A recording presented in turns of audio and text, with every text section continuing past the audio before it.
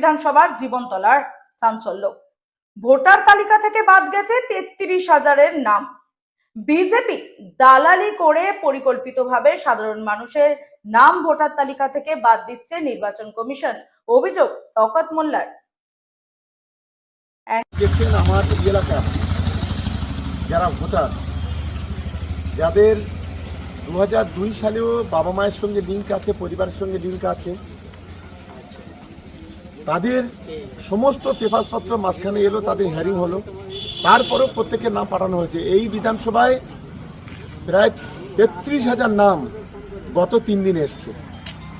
এবং এই election commission যিনি আছে মিস্টার জ্ঞানেশ কুমার, পরিকল্পিতভাবে বিজেপির দালালতি করে সাধারণ গরিব মানুষের ভোটাধিকার কেড়ে নিতে চাইছে। তাই আজকে আমি আমার ক্যানিং পূর্ব বিধানসভা এলাকার যারা লোক আছে তাদেরকে নিয়ে এসে, যারা ভোটার আছে, নাগরিক আছে, তাদেরকে নিয়ে আজকে জ্ঞানেশ কুমার নামে এফআইআর করলাম। এবং আজকে বিকেলে ভাঙড় বিধানসভায় আজকে ওখান থেকেও জ্ঞানেশ কুমারের নামে আমরা এফআইআর করব।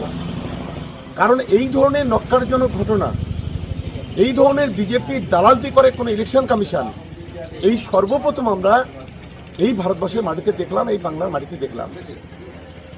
আজকে যাদেরকে নিয়ে এফআইআর করতে আসে তারা কি মানে বৈধ ভোটার, অথচ ভোটার লিস্টে নাম বাদ গিয়েছে? শুধু তারা না, বৈধ তো ভোটার, সেই সঙ্গে সঙ্গে তারা থেকে তাদের পূর্বপুরুষ তারা এই মাটিতে জন্মেছে।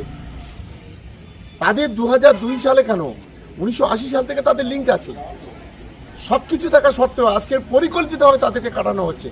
এবং এই যা 33,000 নাম এসছে তার 90% হচ্ছে মুসলিম সংখ্যালঘু। আমি আমার একটাই প্রশ্ন জ্ঞানেশ কুমারের কাছে, দেখে দেখে সংখ্যালঘু মুসলমানদের ভোট কাটা হচ্ছে কেন? তাদের ভোটাধিকার কেড়ে নেওয়া হচ্ছে কেন? এই উত্তর আপনাকে আগামী দিনে দিতে হবে।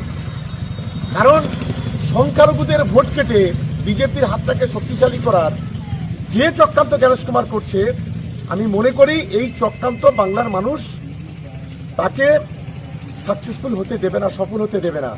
এবং বাংলায় চতুর্থবারের জন্য অভিষেক বন্দ্যোপাধ্যায়ের সেনাপতিত্বে মমতা বন্দ্যোপাধ্যায় চতুর্থবারের জন্য মুখ্যমন্ত্রী হবেন।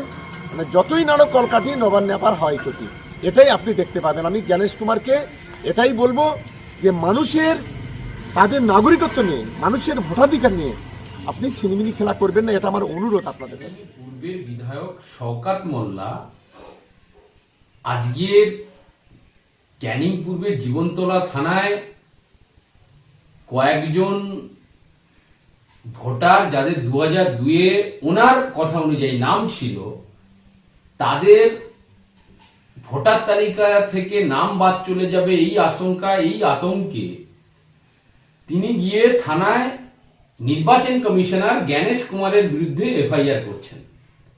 এটা তো চরম মূর্খামির কাজ। যারা ল মেকার তারা কি আইন, সংবিধান সমস্ত কিছু ভুলে গেছে? তারা কি এভাবে আইন সংবিধান লঙ্ঘন করতে পারে? তিনি যাদেরকে নিয়ে গেছে আতঙ্কগ্রস্ত হয়ে, আর যারা গেছে তারা কি করে বুঝলেন যে তাদের নাম ভোটার তালিকা থেকে বাদ চলে যাবে? বা উনি যে 33,000 ভোটার নাম বাদের কথা বলছেন, কি জন্য ক্যানিং পূর্বের ইআরও, ক্যানিং পূর্বের যারা এই নির্বাচন কমিশনের এই এসআইআর নিযুক্ত ছিলেন তাদেরকে নির্বাচন কমিশন সাসপেন্ড করলো? এর পেছনে নিশ্চয়ই কোনো কারণ আছে। আর এখনো তো নির্বাচন commissioner final voter list publish করেনি, ভোটার তালিকা পাবলিশ করেনি। তাহলে কেন তার আগে এই 7 জনকে ভুল বুঝিয়ে থানায় গিয়ে জ্ঞানেশ কুমারের নামে এফআইআর করছে? জ্ঞানেশ কুমারের নামে কি এফআইআর করা যায়? ওই জীবনতলা থানার যিনি এফআইআর নিচ্ছেন তিনি কতটা ভীত এবং কতটা দলদাস হলে এটা নেওয়া যায়? আগে তো যিনি এফআইআর গ্রহণ করছেন, যিনি কমপ্লেন, তার নামেই এফআইআর করা উচিত। এই যে ক্যানিং পূর্ব বা ভাঙড় বিধানসভায় তৃণমূলের নেতারা এই ক্যানিং পূর্ব বিধায়ক শওকত মোল্লার নামে এফআইআর করছে যে তারা খুন হয়ে যেতে পারে, তারা আতঙ্কে আছে।